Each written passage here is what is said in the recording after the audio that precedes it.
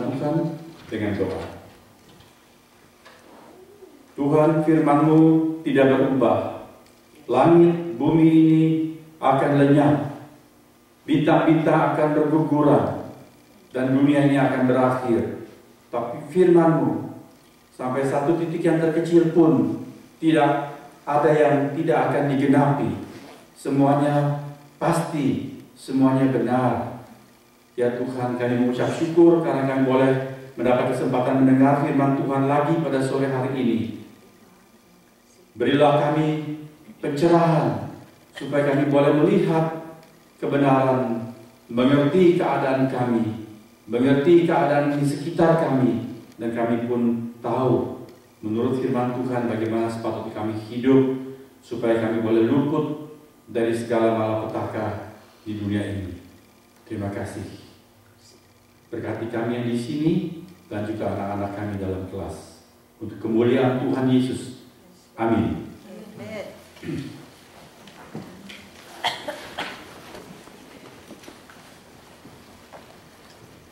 Saudara, mari kita bersama-sama membaca dari surat 2 Timotius. Surat Timotius yang kedua, pasal yang ketiga, ayat yang pertama sampai dengan ayat yang kelima.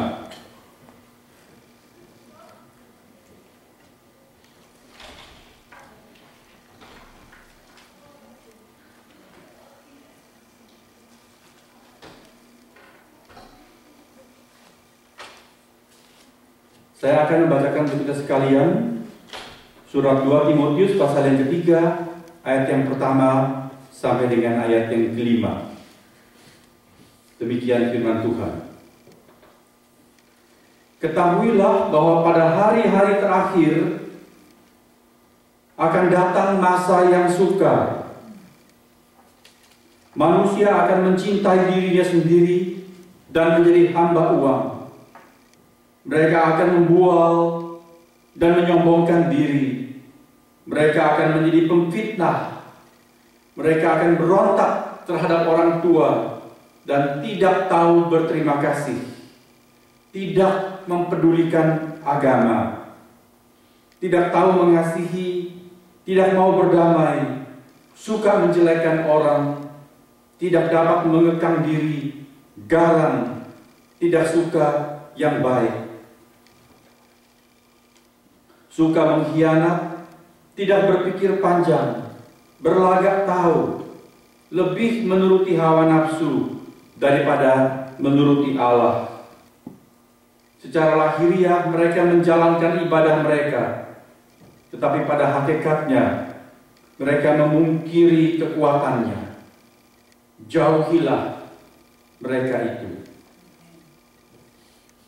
Ayat emas kita dari Kitab Yosua, Perjanjian Lama, pasal yang ke-24,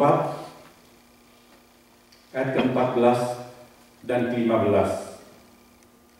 Sudah diberikan tanda di Alkitab saudara. Saudara boleh membuka pembatas dalam Perjanjian Lama itu. Kitab Yosua, pasal 24, ayat 14 dan 15.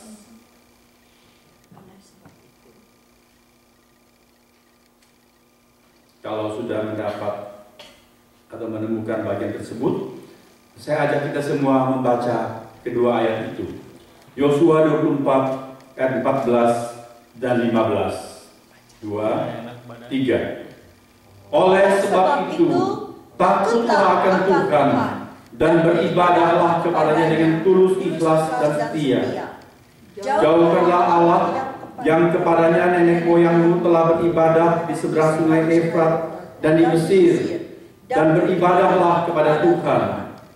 Tetapi jika kamu anggap tidak baik untuk beribadah kepada Tuhan, pilihlah pada hari ini kepada siapa kamu akan beribadah. Allah yang kepadanya nenek moyangmu beribadah di seberang sungai Efrat, atau Allah orang Amori yang negerinya kamu diami ini. Tetapi aku dan seisi rumahku, kami akan beribadah kepada Tuhan. Tetapi aku dan seisi rumahku, kami akan beribadah kepada Tuhan. Saudara-saudara, firman Tuhan memberitahukan kita bahwa pada hari-hari terakhir akan datang masa yang sukar. Apa itu maksudnya hari-hari terakhir? Hari-hari terakhir adalah zaman akhir.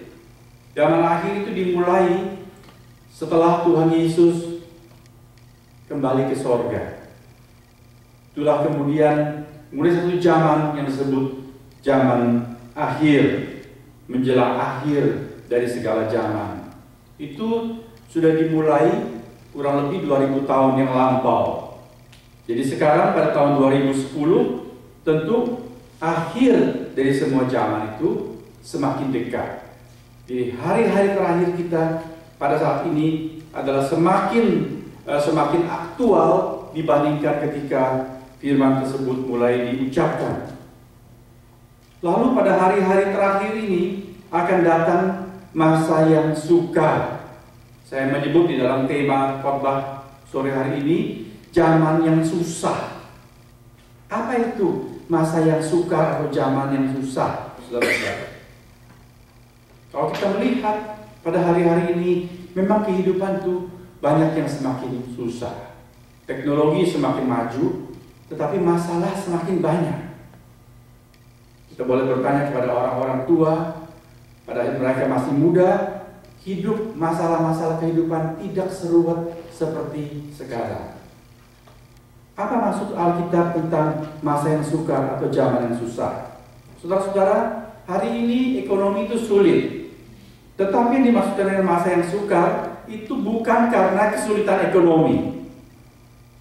Ya, hari ini memang kehidupan semakin susah.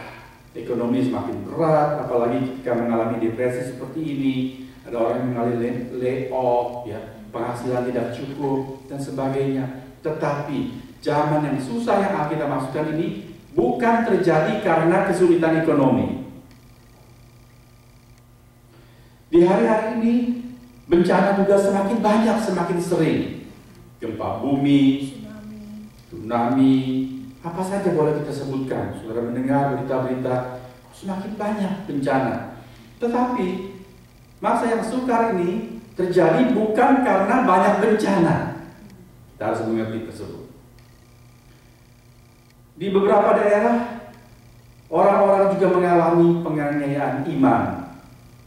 Karena percaya kepada Tuhan Yesus, mereka dipenjara. Ayah mereka dibunuh. Atau mungkin anak mereka dibunuh di depan mata mereka.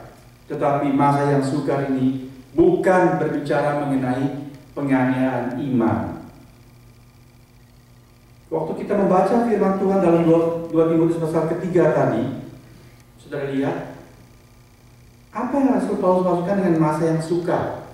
Atau apa yang mengakibatkan masa yang sukar?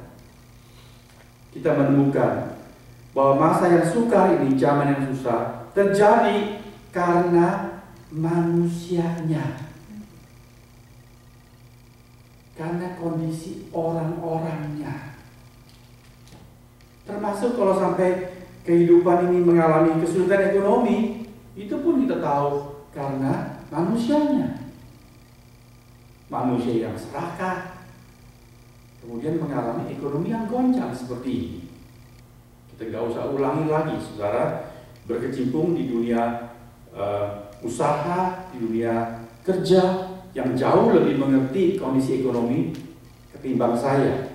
Tetapi saya mendengar, saya membaca bahwa goncangan ekonomi ini itu adalah karena ulah manusianya sendiri. Bencana-bencana alam. Minggu lalu kita mendengar ada memang karena memang bersifat natural, tetapi juga tidak sedikit karena ulah manusia. Manusia yang serakah menebangi hutan, reklamasi pantai, lalu industri, limbah dan sebagainya mengakibatkan bencana. Baru kemarin saya melihat di internet posting diselidiki dan diperkirakan dalam waktu dekat harimau itu akan punah di alam bebas yang ada di kebun-kebun binatang dan di suaka-suaka perlindungan di sana supaya bisa diternakan di sana. Tapi di alam bebas dia punah. Itu karena apa, saudara? Karena manusia.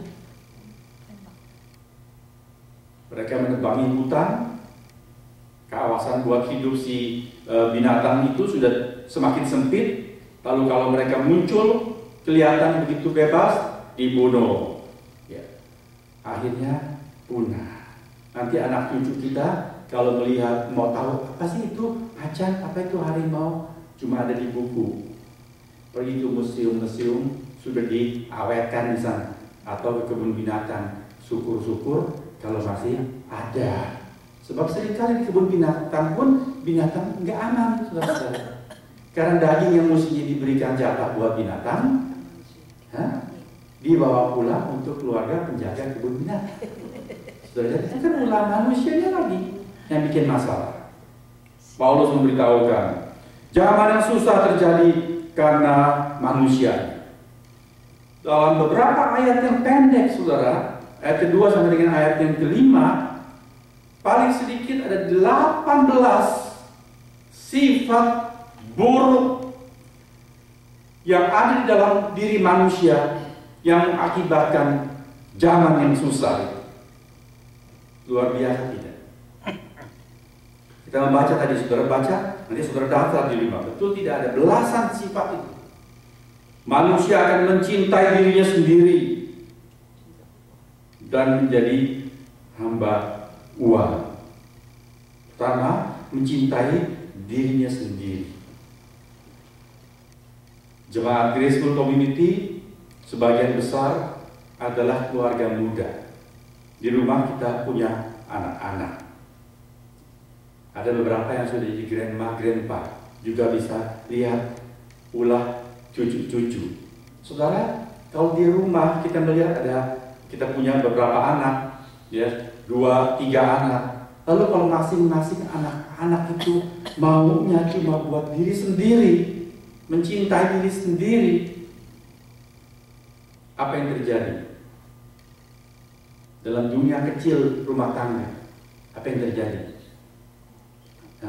Kalau anak besar mau semua seperti dia suka, sebab dia selalu peduli dirinya sendiri.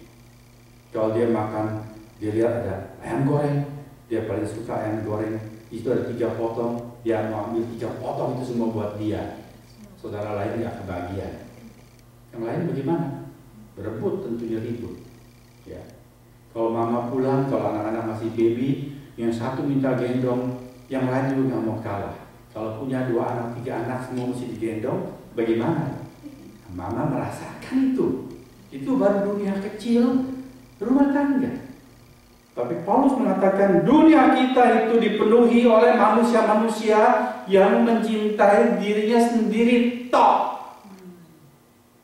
Yang penting dia. Saudara bayangkan akan bagaimana masalah yang terjadi di dalam masyarakat. Betul? Kalau dia mau, dia ambil. Dia minta, tidak dikasih, dia rampas. Dan itu terjadi dalam kehidupan kita sehari-hari. Semakin hari, semakin dahsyat seperti itu. Manusia menjadi hamba uang. Berarti yang nomor 1 buat dia adalah uang. Dia mencintai uang. Kemudian kita melihat oleh karena keadaan seperti itu, mereka menjadi orang yang sombong. Susah kalau di sekitar kita itu orang-orang sombong melulu. Kita dengar orang sombong ngomong, capek rasanya. Semua yang nomor 1 dia, ya, cucunya, anaknya, cerita mengenai dirinya. Ada 2 sahabat dekat, sebetulnya mereka sering main catur bersama-sama. Tapi yang satu ini anak-anaknya berpendidikan, yang satu cuma bisa kerja di kelurahan. Teman yang satu ini anaknya sudah jadi dokter.